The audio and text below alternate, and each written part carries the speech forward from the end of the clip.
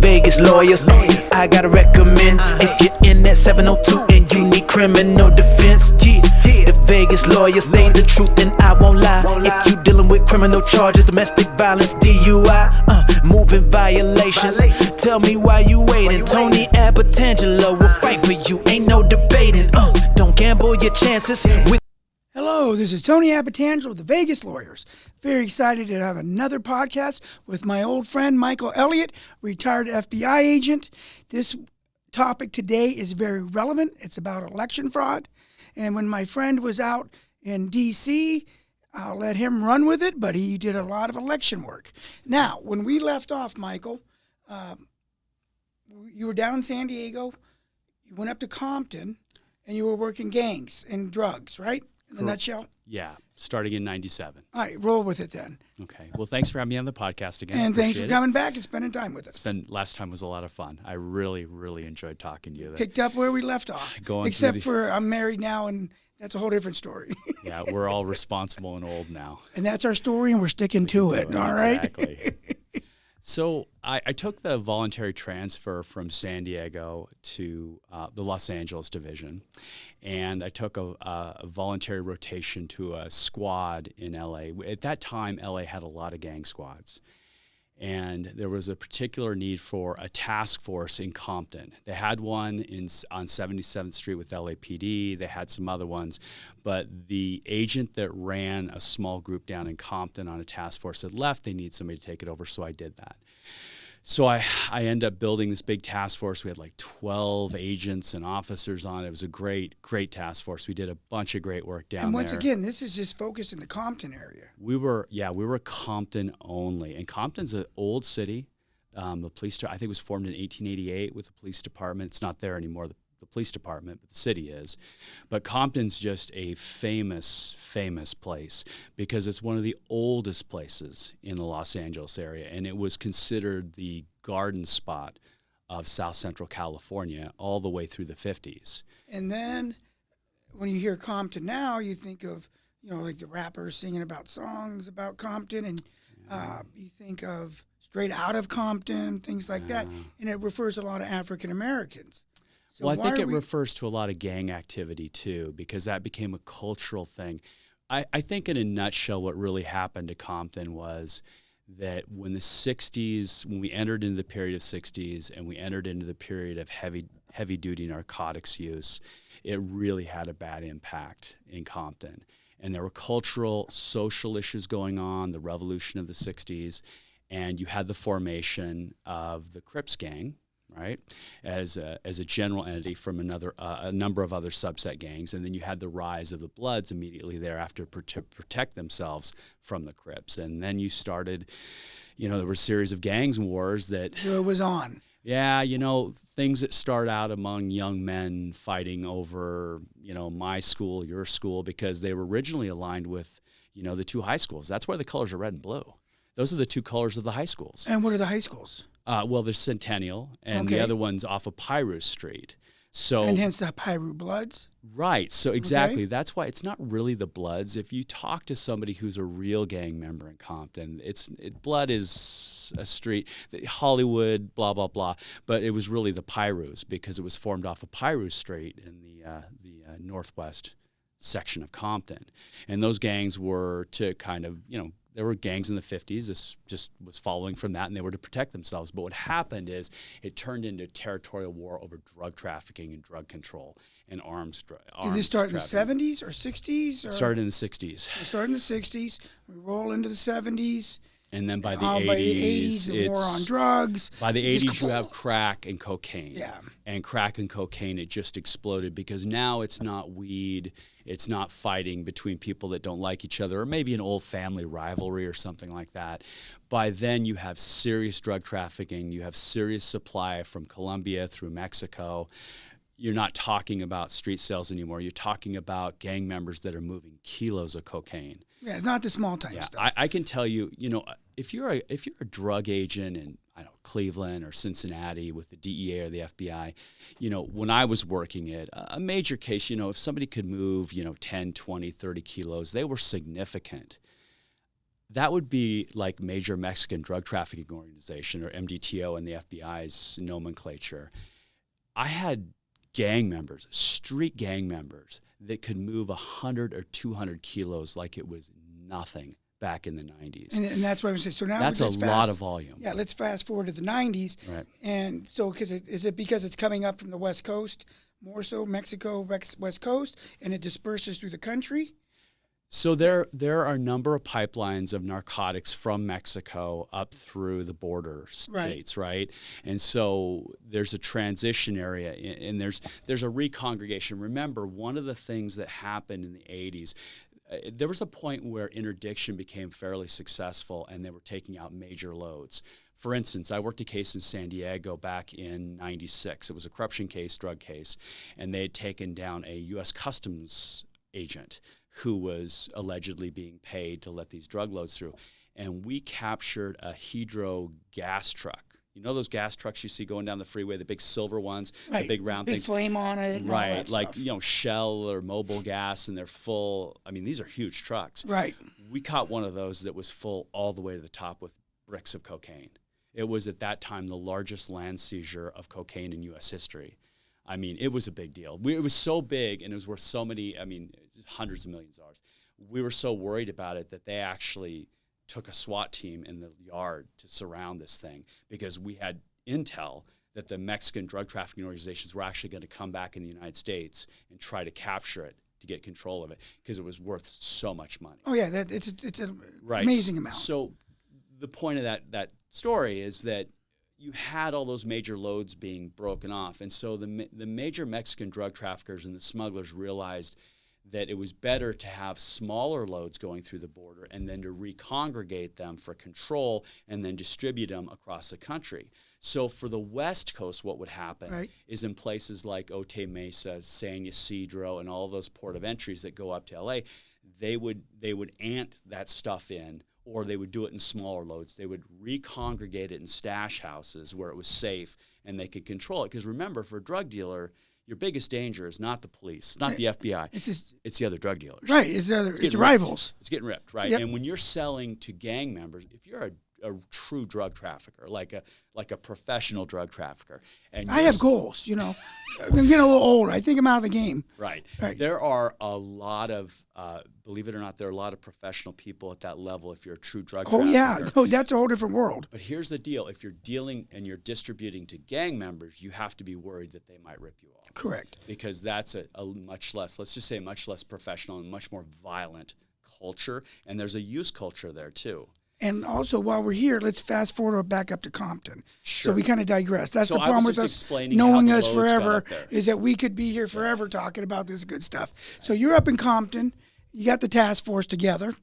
And the goal is obviously to minimize drug trafficking and use. Well, big picture? The main goal was violence. It was a violent crime task force, but in order to get the violent crime, the best way for us to get it was to utilize state statutes with the state guys, murder, homicide, those kind of rape, all those kind of state statutes. And then at the federal side, we would use the gun statutes. That's why we had ATF on the task force. We would use the narcotics statutes under Title 21. That was the DEA and the FBI. And then the violent crime, the VICMO type of violations were the FBI. So, and we also had money laundering. So we had the IRS, and we had HUD there even. The classic example in our world is Al Capone never did time for racketeering and things like that. He did it for taxes. Tax evasion. So if we can't get you for A, we're going to go for B. Right. Can't get you for B, we'll get you for C. That's what it sounds like. Yeah. It is ironic. Most people don't realize that it is ironic that if you can be trafficking in a Schedule I narcotic. Let's say you're trafficking in fentanyl, and the government, like say the DEA, they may not be able to prove their case, so you may not get indicted.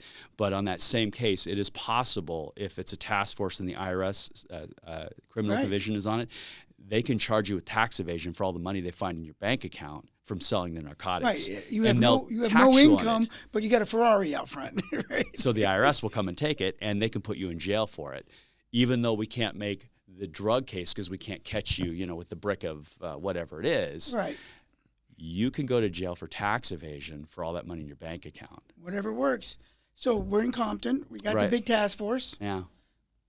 What happens up there to end that career or to move forward with it? It went great. It went great. I had a great experience. I worked with some of the best agents from some of the best agencies. It was a great experience. One of my best friends to this day is the DEA agent that I worked with on that task force. They're just great guys. Great ATF agent, the IRS agent, she was incredible. The sheriff, the Compton PD, they were all INS. We had an INS agent before they went under. They were great people. The HUD agent, he became an SAC, just great people. Anyhow, what happened was, unfortunately, I think we did our job a little too well. We were a little too prominent. And unfortunately, one night in March in 2001, I came home to my house in LA, and there were 2 Compton gang members waiting for me, and they tried to kill me in front of my house. And I'm shooting both of them. And let me ask you this. So your house, which you obviously no longer live at, what city was this at? It was in LA. It was in I don't want to get into all the details with that, but it was on the beach. Okay, so you're in LA. You're not in Compton, living there deep in the heart of everything. No, but I worked in Compton. We actually had an undercover. We were undercover firemen. We worked out of a fire station. We were actually undercover firemen, all of us. We had T-shirts, the whole deal. Nice. Yeah. Everybody likes firemen. Yeah. We don't like FBI guys, but we like firemen, right? Yeah. So you go home one night and you have a shootout, it sounds like. Yeah. They tried to get me in front of my house, and I shot both of them. I was very fortunate. Training and preparation paid off, and I took them both out. And there was a lot of worry, a lot of investigation. Was this a robbery? Was it a hit? These are Compton gang members. They're affiliated with the gang that you're working on right now, this moment.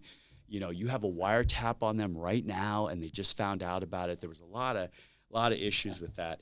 So what finally happened is 2 or 3 days later, they sent 3 more guys after me at the house. And it didn't end up in a shootout, but I won't go into all the details. Just suffice to say, we knew who they were.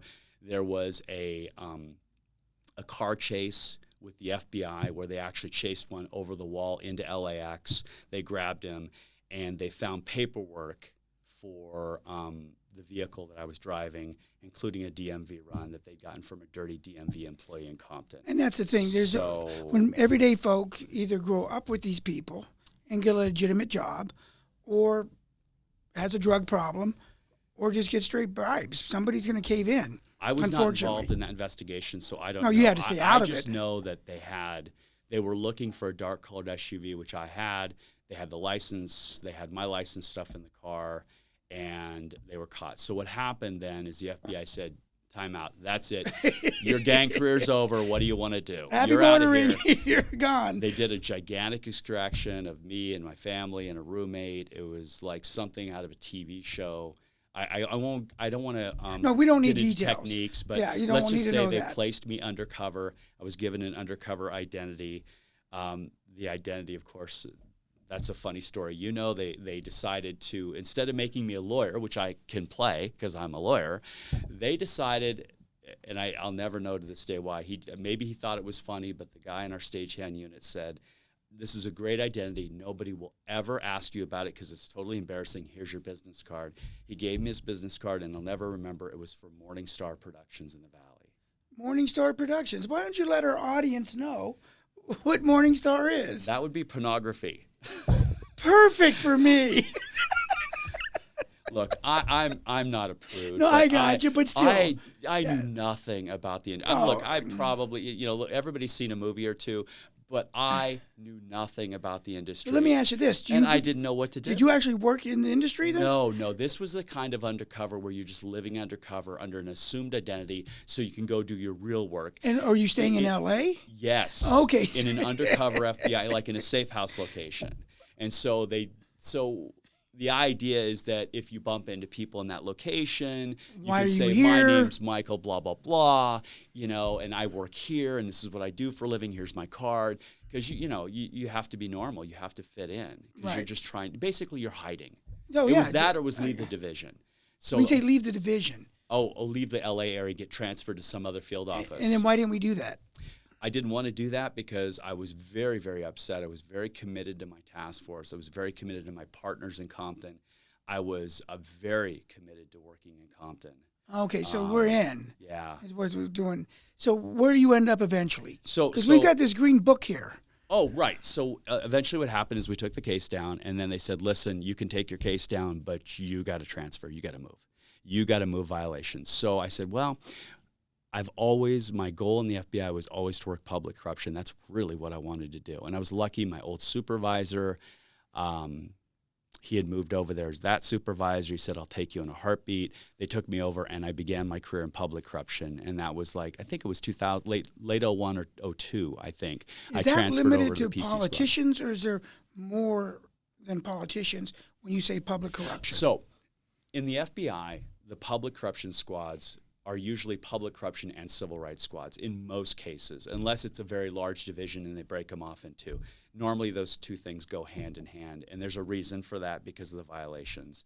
But generally what public corruption agents do, they're just special agents that are assigned to a public corruption squad. It's like being a narcotics agent or drug agent, right? It's a specific detail. You investigate allegations of corrupt act by public officials. Now, we all think about politicians, like you think of, the governor or a senator or whatever. But remember, that includes police officers. It includes the dog catcher. It doesn't People that hold public positions. Right. It's not just elected. It's appointed or hired or union. So it can be a police officer. It could be a crime scene analyst. It could be in theory, anybody a with a public license. Right. Yeah. Right. Well, the HOA case, Operation Grandmaster, I did here in Vegas, the largest public corruption case in Nevada history, is a great example. We took down lawyers. And let me interrupt you real quick. The Grand Master case was for HOAs, homeowners associations, and people. And this will be the short version. Is loading up a board or the HOA. Take over the HOA. Take over the HOA. A contractor would come in and say, hey, we need a class action lawsuit. We need to redo all your homes or townhouses. And lawyers were involved. Construction defect is the best term to say. And the lawyers that were doing all this and behind it. Right. And we have some stuff that we could talk about a little later on that, because we both have personal involvement in that. Right. But what's up with our elections? Because right now, midterms are coming up. We already got Republican friends saying 2024 they cheated. And I'm like, it's not even 2024. Give me a break. Well, you always find somebody to say something like that, right? I mean, I guess I'd be curious who said that, dude. Tom Cohen and Dan Natsis. Love you guys. Tom's currently blocked right now because we all know everybody's voting for Trump and he's going to win. And if we don't win, it's a cheat. But if we win, there's no cheating. You know what's ironic about that? It's so funny. I understand what you're saying, exactly. But the irony of that statement and the whole election denier syndrome is that in 2016 we had the same thing on the other side. I think it's more of a societal phenomenon, the A versus B team we've talked about, where people the media has just got everybody fighting each other. It's almost like the media wants to start a civil war in this country between people that used to be friends. You and I probably have very different political views. I know Paul and I do, but we're good friends. Right. And it stops where it stops. And I know you love your country. You know I love my country. And we're committed to doing the right thing. We just may have differences in how to get there. Correct. That's and all it thing. is. The whole system for the United States Constitution is based on compromise. If you really think about it, that's how it ebbs and flows from Democrat to Republican. The Supreme Court puts a check on the Congress. The governor, the president can veto, things like that. But once again, let's stay focused on what we got here, because this green book, I think, is very interesting. So in a nutshell, I worked on public corruption in 2005. Things went well. We put down the mayor of Linwood, Carson, Southgate. There were a bunch of cities. We did some great cases. I was involved in the Linwood case. I eventually got a promotion to Washington, D.C. to become a supervisory special agent in the public corruption unit at FBI headquarters in the Hoover Building. And that's kind of the mecca for the FBI. That's top of the thing. Top of the pyramid. Right. So I get this job there, and one of the things that they had opened at the time, because of my background, because I had worked the elections in L.A., they asked me if I wanted to be involved in supervising the National Election Crime Program as the SSA that had that program. Because what they were doing is at that time, they were reorganizing all the programs in DOJ post 9/11. Because remember, 9/11 was like That's true. 9/11 was like Watergate. It led to massive changes in governmental organizations. I mean, we created Homeland Security. You know, the customs agents went over there. ATF got moved around. Secret Service got moved around. Well, that wasn't just there. Remember, there were a lot across the board. Well, there was a lot of criticism of the FBI, a lot of criticism after 9/11, and so there were hearings, and there was a push by the new director Mueller to reorganize the FBI and put an emphasis on new programs and have a hierarchy of what was important. You know, like 1 to 10 kind of a deal. And so they said, listen, election crimes are important. We're not doing anything about it. You know, this Bush-Gore thing that happened in 2000 was still very prevalent. The Elections Assistance Commission had just been formed and funded, I think, in 2002-03 with like $6 billion to buy all these electronic machines to get rid of the poll machines and the Chads and the Incadots and the Scantrons and all that. So they said, Mike, we need to finish that up. We need to complete that program, get in sync with the Department of Justice, the 96 U.S. Attorney's Office. We need to get in sync with that whole thing. So take this program over, run with it. So what happened is huge task. It was my life. I worked 12 hours a day, 6-7 days a week, and we eventually put this national initiative together. It was called, I think it was the 2006 Campaign Finance and Ballot Fraud Initiative, and it completely reorganized the way the FBI approached election crimes. And so remember, when we talk about election crimes, there's two parts. There's campaign finance fraud. Okay, finance stuff, and there's ballot fraud and civil rights. Okay, so those are kind of two areas. Money now, in the actual voting. Right. In Department of Justice, they consider civil rights kind of a third leg of the stool. In the FBI, sometimes, but because of the statutes, they kind of cross over. Oh, sure. It's interwoven. Yeah. So anyhow, so I put this program together. We had a national kickoff. I was briefing the Attorney General in person, like constantly. I met with Alberto Gonzalez. I can't tell you how many times. Alice Fisher, who was then the Assistant Deputy Attorney General for Criminal Division at the Department of Justice. I met with her constantly. There was all the big wigs. It was big. It was a great thing, and we ended up putting out a new manual. I got to help with the manual, and that's what this is. The Department of Justice actually puts out a manual, and it talks about the history of election crimes, what's important, what's not important, and that was the 7th edition that I helped write back in 2007. Obviously, Craig Donsanto and Nancy Simmons wrote the bulk of that, but I helped with the initiative. Yeah, but your name's on the front, so as far as I'm concerned, you wrote every word in here. Nancy's a no-good bum as well as Craig. And if anybody's listening, this is Judge Doug Smith. I'm not Tony Abbatangelo. Your name's on the front, handwritten. It's got to be a good book. It's in the inside, too. But so basically, this is used for what? Is this a Bible for how to run an election or what? Okay, so here's what happens. Under our new initiative, we decided that after Watergate, the Department of Justice said, listen, we need a specialist in election crimes in every division. So we're going to assign a person called the District Election Officer, DEO. And so every one of the United States Attorney's Office in every district in the United States has a DEO assigned. Okay, let me interrupt you. Special training, special funding. This is on the federal level. This is on the federal level. So let me ask you this question. Does this affect only federal elections or federal and state elections? It can affect state elections if there's a federal crime or there's a federal official on the ballot with the state official at the same time. So I'm running for governor of the state of Nevada. Or is this DEO going to be involved in that? Or how does the DEO come involved? It's possible. It's possible. It just depends on the allegation involved and the methodology by which the alleged crime was committed. What resources were committed? Did a public official do it? Did a private person do it? Was it ballot stuffing? Was it affecting mail-in ballots that go through the U.S. mail? Well, and I want to talk about that in a moment. We will. But 1 second. So, you mentioned my Cracker Jack staff. You mentioned, is this private? Voter fraud alleged. Look at that handsome devil right there. Michael Elliot on the front page of the RJ. Thank you, Michael and Wayne, for digging this up. This is November 3rd, 2012. Voter fraud alleged, and you're arresting a woman who voted Monday, then tried to cast ballot at another location. This is when this is an example of reference to voting twice. of a private citizen. It is, because there was a federal candidate on the ballot, but we did charge that individual state-wise on our state task force, which I'll get into.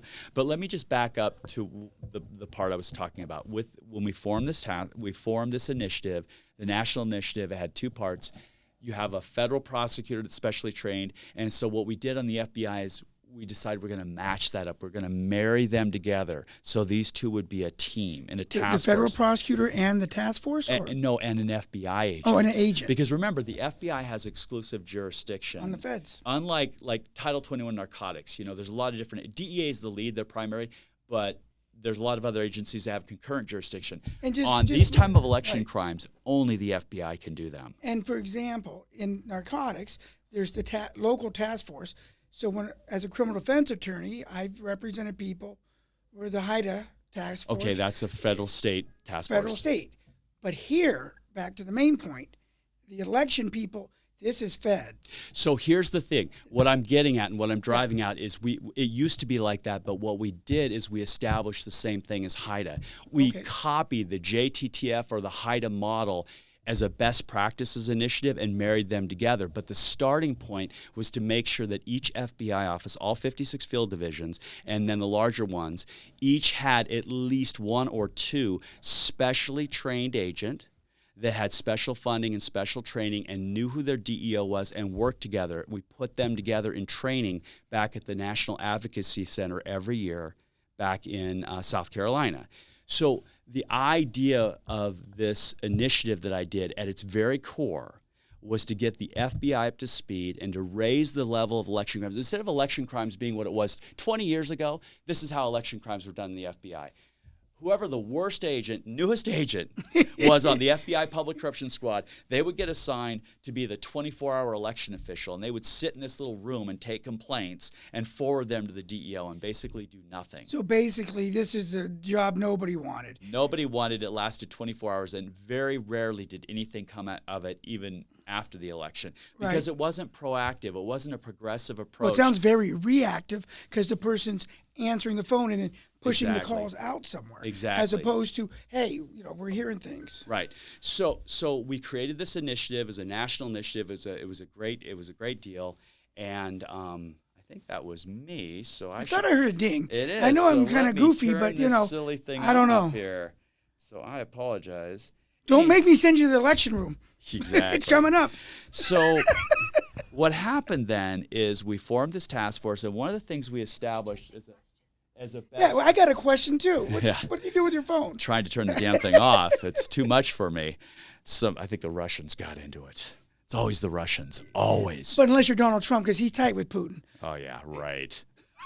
I knew that would throw him for a curve. But anyway, let's stay on topic. Yeah. The elections. So we formed this national initiative, and one of the ideas of the national initiative, after we got everybody trained and up to speed, and we emphasized the program, special funding, special training, is that we had a list of best practices. Sure. What are the best practices? What can we do in each field division besides getting people up to speed, professional, trained? Because remember, there is nothing, and I mean nothing, more sensitive than an election crime investigation. I used to preach this for years. I taught this for over 10 years, and now we're seeing it firsthand. If you don't believe me, just stop and look at what happened in the Hillary Clinton investigation in 2006, leading up to the election, and then the Donald Trump, the Russiagate thing, and now the Durham investigation. There is nothing that can get an agent or an office in more trouble or more of a twist with the public than appearing to be political and get it. And we saw that play itself out. And so the idea of this initiative. Well, let me slow you down. And with like the old saying, don't talk about politics or religion in a bar. Okay. Right? Yeah. So that's what happens. So Comey, I believe, is the one thinking he's helping the public out by letting them know about, I'll just say Clinton, and then he's letting them know about Trump. Someone is going to be mad. And that's just being a polite word. So that's where I think you're 100% correct.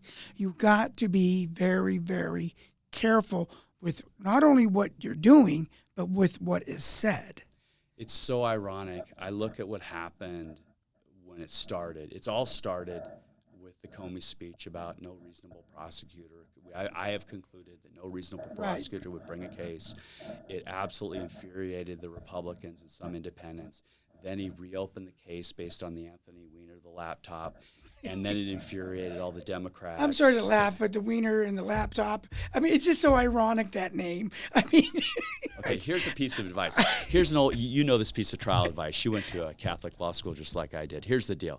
They used to say this: if it feels good, don't do it. Right. Right? So if you're taking pictures of yourself naked and sending them around the internet, here's a clue for you. Don't do it. It will not stay. Your friendly legal advice from Mr. Elliot, Mr. Abbatangelo. If it feels good, don't do it. That's probably a better thing than what I was going to say. So anyway, we've got a book written. We got a Bible written. Okay. We've got election issues. Right. So here's the deal. We had the best practices. I Right. stepped down, and I had to decide. I was going to go to Afghanistan. I decided not to go. I came home to Vegas. So let me ask you this. When you say you stepped down, does this mean you're out of the FBI? No, Or just stepped down from that position? From that position. Okay, gotcha. So I was a supervisor at FBI headquarters for just over 20 months, I think it was. And I competed for a step-down transfer to be a public corruption specialist in the Vegas office, because they were, as part of this initiative before, standing up a public corruption squad under Rich Beasley. All right, so And, you're going to come out to Vegas. So it sounds like so you'd be more in the trenches. Exactly. I didn't want to be, Yeah, this is all 2 great. years in D.C. is enough to fry your brain. Working 7 days a week, it's too much. All right. So now you're getting in the trenches, and we both been out here in and out of the court system at different positions. You know, we had all those county commissioners go down, and back, was that the 2000s? The Ghilardi case. Yeah, Ghilardi. Was Yeah. that, Operation G-Sting. yeah, was that Yeah, 90s Joseph or was that Dickey, a early? good friend of mine, did that case. But was that the 90s or early 2000s? So Kind of a just roughly. G-Sting was in the 90s. That's what I'm thinking. And Early then what 90s. happens is Vegas has a notorious reputation, and you want to get in the trenches. You've been here many years, off and on. Let's go from there. So I show up in Vegas. I'm excited. I got a great supervisor, a great group of people Right. on a squad. I met some outstanding, to this day, one of my best friends, Robert Whiteley over at Metro. He's retired now. Great Became my guy. partner. We did Operation Grandmaster together. He's just a great guy. One of the best state investigator I worked with. And I worked New York, LA, everywhere. He was the best. And he's a private investigator now. He's a great guy. In any event, I came here and I had this idea. They immediately assigned me as the election crimes coordinator position for the district, the position I had created 2 years before in D.C. So Okay. now I'm in charge of all election crimes In for Nevada. So I said to myself, well, listen, I preached all this. I came up with this program. I had the best practices list. I'm going to do it. You better make it work, So right? I get in my car and I head over on Washington Street down the road, and I knock on Ross Miller's door, who was then the Secretary of State. And he is Secretary of State for Nevada, elected Yes. position. Yes. And you knock on the door saying, I said, I'm Mike Elliot. This is my background. I don't Here's know a my lot current about position. you. This is what I'm going to be doing. I'd like to get to know you and work with you guys on election crimes. And by the way, as part of this, I gave him a presentation, his office, on what we were doing. And I said, I would like to start an election integrity task force. And we would be the first one in the United States to do it if we do it. And he jumped on it. And what year was this? So this would have been Roughly. late 2007, early 2008. Okay, so we're back a little bit of ways. I think it was actually early 2008 Before your glory Yeah. here. before Ross set me up on that picture. So, Right. okay, so we're late 2007, So Ross 8, jumps 9. on it. He loves the idea. We go and we meet with the U.S. Attorney. We meet with the Attorney General's office. We're going to get all the players involved. Yeah, and we meet with Metro because Metro is the largest, law enforcement agency in the state. Correct. Right? Because, Nevada's very rural outside of the Reno, Carson City, Vegas areas. It's very story, small. that's it. Even Elko is a very small place. Yes. So we start up this task force and we run with it, and that was something that happened years later. And I think that was the 2012 election, the big one with Harry Reid, Sue that's Angle, right. Danny Cartanian, and Was Loudon was involved in that. Yes, Loudon, Tarkanian, and Sharon Angle, They who brought actually her in. The rumor was always all Harry the Democrats all voted for her. Reid brought her in to mess up the. That's not a rumor. That happened. I believe that happened. As my friend's dad used to say, and he was the driver for Sam Giancana, rumors are not far from the truth, right? Where there's smoke, there's fire. That's right, baby. You know, there's this great saying in the FBI, right? The FBI, every agent has to do something called complaint duty, right? Okay. In most offices. And that's where you sit down in this little office, and because people come and knock on our door. They're like, hey, I want to tell you about a crime. And usually those crimes they're sophisticated crimes, white-collar crimes, a lot of paper, whatever. So you have to sit there and take the crime. You write up a form. You send it to the squad, right? That's called complaint duty. And one of the famous sayings that I remember hearing from that, and then I heard it again when I got here from one of the older agents, it said, listen, just because they're crazy doesn't mean they're wrong. And I heard Johnny Cochran say back in the day, just because you're paranoid doesn't mean you don't have enemies, right? That's right. Same concept. It is exactly the same. So that's why you have to, in addition to being fair and impartial in all investigations, you have to be thoughtful and empathetic. I don't care if the person comes in and literally they have tinfoil on their head. You need to listen to them. Because just because they have problems, or those problems may range all the way to paranoid schizophrenia, there might be a portion of their story that's true. Well, and that's where... And you get paid to listen to them. And you're like, right? Wait a second. Some of this stuff is kind of making sense. And some of this stuff could be true. And you take it one or two steps and, that's nonsense. Or, it's right. Yeah. So at least you listen, send it off to the squad, and away we go. Yeah. So... This task force, did this lead to the Grand Master? So in a way it did. So here's how Operation Grand Master started. And once again, Operation Grand Master was about the abuse of HOAs and getting members on the board, starting class action lawsuits, and millions of dollars from insurance companies were going to a general contractor who was then not doing the work. Yeah. Substandard work and pocketing the money. I think he was doing some work, but it was substandard. Yeah, our trials, I think if you look back at our trials, our very public federal trials and our plea agreements, they all indicate very clearly that the amount of work that was actually done was either non-existent in some cases, so or some much of it less. So some of it was straight up insurance fraud. That's right. Okay. That's right. Didn't even do the work. Right. Another work was... Sometimes some work was done, and the earlier the case was, the more work they did, running all the way up to the gigantic boondoggles at Vistania and Park Avenue. Those were the big ones. And those two names, Vistania and Park Avenue, were townhouse complexes, right? What would you call them? So, Vistania's a bit different. Vistania's like 4 stories tall in some spots, maybe 5. Vistania is one of the biggest HOAs around, but they're condominiums, condos. But they're big blocks. They're like apartments. They're huge buildings. Right. I mean, there's several thousand people that live. Oh, really? Vistania. I didn't know it was that big. Vistania's budget for the HOA is more than the township of Pahrump. Yeah. Wow. Yeah. At least it was then. Because now, back in that time, my former neighbor, or the neighbor at the time, he bought his mom a condo in one of those places. Right.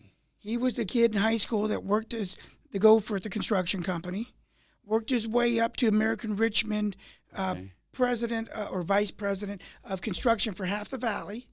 And these people come in, there's a problem with this door, and there's a problem with that, and this and that. And he's like, that's not true. I do this for a living. Yeah. And they just steamrolled and lied to people, and they got their people. They got them on the board. They decided to do the class actions. So I'll let you run with it. So, I saw all this coming down the road. Right. This was a problem. So as a starting point, to answer your initial question, the reason I received Operation Grand Master is because a complaint had been filed. There was really no substantiation. The Attorney General's office had received the complaint 2 years before and concluded there was nothing to it. Wait, what was the complaint based upon? The complaint was predicated on elections fraud. For the board? Exactly. Okay. Ballot box stuffing in the elections for the mail-in ballots so that the head of the conspiracy, Leon Benzer, would have his planted people He would rig elections to get his people on the board. Once his people got a majority of the board, they would immediately start discussing construction defect issues. They were very, very good at it. They would have plants in the audience that would stand up and say, hey, you know, I think I smell mold, or I found mold here, or whatever. And then they suddenly would start talking about it. And then they would suddenly hire the planted attorney, which in our particular case, it was Nancy Kwan for the most case. Nancy Kwan, I can remember the name. Unfortunately, you know, she committed suicide, unfortunately. And but here's the big picture, along too. with 7 other people in the case. Yeah, which is kind of ironic. I know. It's So always the white-collar cases. You know what? The hard gang members, the drug dealers. Oh, they'll deal with that stuff all day long. They never kill themselves. You take some poor lawyer who's defended people their whole life, and you tell them they're going to go to jail for 3 months, they will have a nervous breakdown. Well, here's the classic. This is for ladies and gentlemen in the audience. My good friend Mr. Elliot called me about my knowing Mr. Benzer. Right, because of the traffic ticket scheme. Yep. So in 1990, when I became a baby lawyer with my dad, there was this upcoming guy, Leon Benzer. He's in contracts. My dad didn't really focus on civil litigation like that, personal injury, family law, but eventually, Leon Benzer in my 1993 campaign got me T-shirts, paid for them. That's an in-kind donation. I wrote it down, and, you know, that was it. So people would know. Everybody knew each other. The town was so small, and that's how we met. Yeah. And then I remember when he became involved in this, I was like, oh, my gosh, this guy is abusing the systems, to say the least, and greed. Right, and remember what the allegations were. The problem with the Leon Benzer's organization, such that it was, is that they had their tentacles into all sorts of things. And he had a very large group of people that worked with him. And part of the allegations that we uncovered from the paperwork in our search warrants is we found a folder and said fixed tickets. And we looked at that, and what would happen is people that were working for him or board members, there were retired police officers, judges, there was all sorts of people, and it said that these tickets were fixed, and there were notes in there, just call blah, blah, blah, Tony's clerk, and we'll get it fixed for you. And so the allegation from one of the people in the case who didn't know what was going on was, well, of course, Leon knows Tony and his father, and what's happening is he's paying him on the side or giving him some benefit to fix the tickets. So we had to look into that, of course. Right? And so I go and talk to you, and you don't get a lawyer. You're like, Mike, come on over.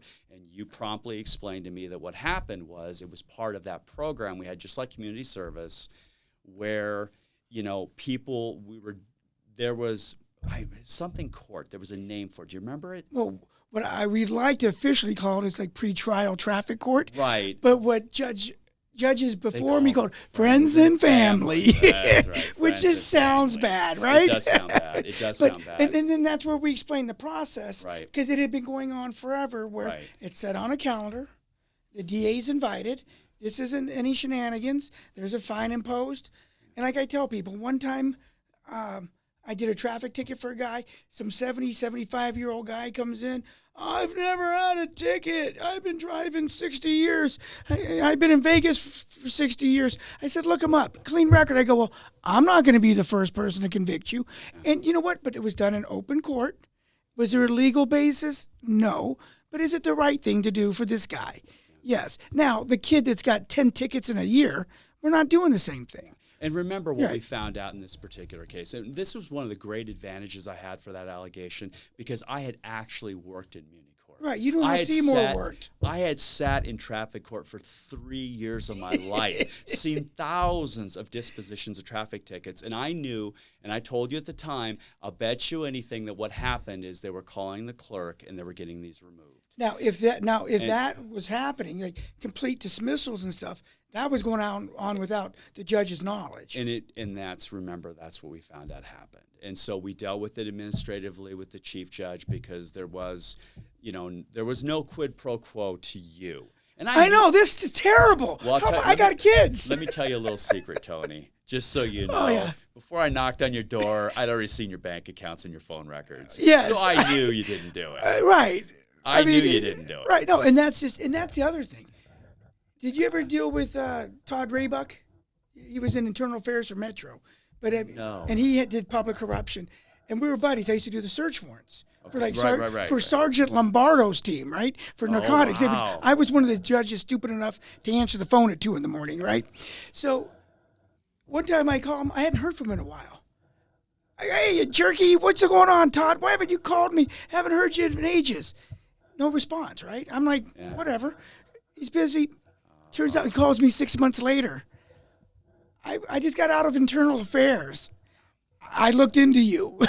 I got 5 banker boxes. You're clean. I go, I know. I'm not, that's the thing that gets people in trouble is greed. So let me tell you what the most important thing that I want to say on this podcast about that, because this is something that every new officer, every new federal agent needs to keep in mind, and it's so critical, and you don't understand this. Most people don't understand this until somebody makes an allegation against them. But this thing that we have in the United States, that you are innocent until proven guilty, is not just a thing. It is a fundamental construct of our legal system, and it is probably more important than any other single concept. The government, the power that the government has to crush you as an individual is unbelievable. And when it gets to the level of the FBI, let me tell you something. They can destroy you if they want to. That's why you need good, ethical people, white glove, no political affiliation, and everybody is presumed innocent until proven guilty, because every judge, I can't tell, this isn't just you. Oh, yeah. The FBI, every time somebody gets a bad hearing, and they run to the FBI and say, oh, that judge has taken a bribe from that defense attorney. Oh, and we have to look into it. Well, and let me interrupt you here, because here's what I tell people that separates, I don't say developed countries, but more specifically, the United States from other countries, is exactly what you said. As long as we have the ethical people in the, I guess you can call it the enforcement, FBI, DEA, local police, judges, all those people, as long as they're doing the things that are above board, we're fine. But when that falls apart, and we've all been in different countries where you just pay somebody off and you're golden, and guess what? The poor get screwed. Yeah. And that's where you have to, that's where corrupt officials do have to go down. Yeah. I would encourage people listening to this, if they want to go to a great website that discusses this, that's been used for years, it's called Transparency International. Okay, it's a great website, and they Transparency International. So just Google that, and it'll pop up, and what do you see? It's an organization, and what it does is it rates all the countries based on corruption, and it talks at its fundamental core about the success of countries, whether they be a democracy of our type or parliamentarian style, or more of a kind of a central control. Or even type authoritarian, whatever it is. They show the correlation between corruption and the quality of life for the citizens of that country, and the level of success, both economically and in many other facets with the population. And there's a direct correlation with corruption. I mean, it's not, I wouldn't even say it's a correlation, it's a relationship. It's direct. It's what makes this country great. Right. Is that you've got the guy that is going to be ethical. And it's one thing to take the donation. It's one thing to vote one way. Like you said earlier, we may have different political views, and you may be, I'll just say, on side A, I'm on side Z, but we can still talk about it, and we're not on the take, and we're not doing crazy things. Right, and we're not fighting about it. Not physically, not verbally. We're respecting each other's opinions, even if we disagree with them. And I think we're going to need to wrap this up, and that's a perfect segue for another discussion we need to have. But go ahead. Let's wrap it up with what you need to say. Let's talk real quick about the election thing real quick. So we came out here, met with Ross. That's right. We completely got sidetracked. You and I could talk for days. So we went ahead and we formed this Election Integrity Task Force. I did it for the remainder of Ross's term. And then Ross was termed out. He ran for another office, and of course now he's a county commissioner. And Barbara Sagafsky, a Republican, took over for him. I've known Barbara for many years. Not close, but she was always a straight shooter. Very straight shooter. She's a great lady. She treated me very well. I was very happy working with their office and all their officers and agents. So she took over, and I worked with her all the way to my early retirement in 2017 when I got a little sick. And we did a lot of great cases. These are tough cases. They're political cases. I wish the FBI was a little bit more aggressive with them, and I think that what we've seen play out with the Durham investigation and the Russiagate things shows the need for that heavy, heavy independence and the need to do the right thing and not get involved in politics. And unfortunately, the Department of Justice really does control the FBI. They're not as independent as you think they want to be, because you know, as an FBI agent, you can go and do a case wild. But if you can't get a prosecutor on board, it is a waste of time. You have to work together as a team. You have to be in sync. You have to be in agreement. And the problem with that is that the Department of Justice in D.C., being very political at its top levels, can manipulate and they can make things happen. As and the it old shouldn't saying, be. right. And as the old saying goes, statistics don't lie. Yeah. Statisticians do. Well, I'm loving this. We're going to have to not reschedule, but schedule I want to you talk again. about the mail-in ballots. We never get to talk about that. The Carter-Baker Commission and what's wrong with mail-in ballots. I love it. That's a good one. It is. I tell you what. I told you this Okay, before. give me a little 2-minute version Here's of that, the baby. 2-minute version. On the one side today, after COVID, you will hear people say, mail-in ballots are a good idea. We need mail-in ballots to promote the maximum amount of voter participation in the system. Let me interrupt you. I get my ballot. It's got all the 30 million envelopes in it. I fill it out. If I drop it off at an election center, is that considered mail-in, or is that a different category? No, that would be technically because the term mail-in is vernacular. Right. Because you could mail it in. But I received it in the mail. Because I don't remember receiving that stuff 10 years ago. No, you didn't, because under the old law before COVID, if you wanted a mail-in ballot, if you wanted to vote by mail, you had to ask and you had to present a reason for it. Right. You know, I'm sick, I'm elderly, now, like I don't have a car. Since you're low on time or short on time, so now I'm receiving it because the rules changed. In a nutshell, legislature under COVID passed a statute saying that everybody was going to get sent one. Everybody. So and when I drop it off, as opposed to going in the booth, that's considered a mail-in, right? Yeah. In a nutshell. It is. So go ahead. I'll let you run. So here's my problem with it, and it goes back to the Baker-Carter Commission, what we saw happen in France in the early 70s. Again, people that support this, I understand their position, and their position is very simple. If we give everybody a mail-in ballot, we will maximize the opportunity for participation in the electoral process. In and of itself, that's true. That's a great argument. Absolutely. Here's where it falls on its face. But Here's the problem. The problem is humanity in the real world, and the fact that not all people are honest. And the fact that if you even question today the validity of that system, you're immediately called a name and labeled, and they try to cancel you instead of listening to your argument. And the argument's very simple. It's this. I was just going to say. Here's the argument. There are a number of ways. There is no type of ballot that is easier to forge, easier to steal, easier to rig than a mail-in ballot, even with all the security features used in this state and the best intention, I understand, by the people that pass the system. And also, in addition to that, here's a bigger problem. Remember, the reason the United States historically has the type of system we have, where you go into a place where you get to be alone. Can we tell them to knock that off, Wayne? Damn neighbors. Go ahead, Mike. I think I hear the garbage truck. The reason we have the solitary voting system that we have is because in the 1800s in the United States, people voted by collecting ballots and proclaiming their vote publicly. It resulted in people getting kidnapped, people getting killed, and many elections being rigged. Okay.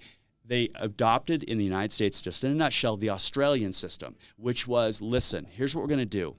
We don't want you being subject to coercion with your vote, and we don't want an outside force stealing your vote. So we're going to do this. In order to make sure your vote is counted, we're going to give you every opportunity to vote, but you got to come in person. You get to go in alone, so nobody can make you vote a certain way, and you cast your ballot.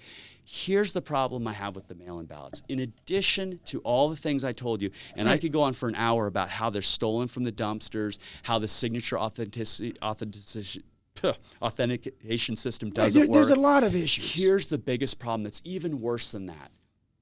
It is basically extortion. Okay, the reason people get to go in and vote alone is so nobody can make them vote a certain way, and nobody knows how they voted. Correct, and that's the fundamental basis of how we vote. It is a historical fact in this country, and people can deny it all they want, but there's hundreds of cases that prove this, and it's a historically documented fact that if you give somebody a paper ballot, there will be people that try to influence their vote. I can tell you in 2012, I received dozens and dozens of complaints, okay, where people were telling me that they were being told by, and I don't want to get into the details, but being told by their union to show up at a meeting with their ballot, and they were told how to fill it out, and then the ballot was taken from them, and the ballot was cast. But let me ask you this.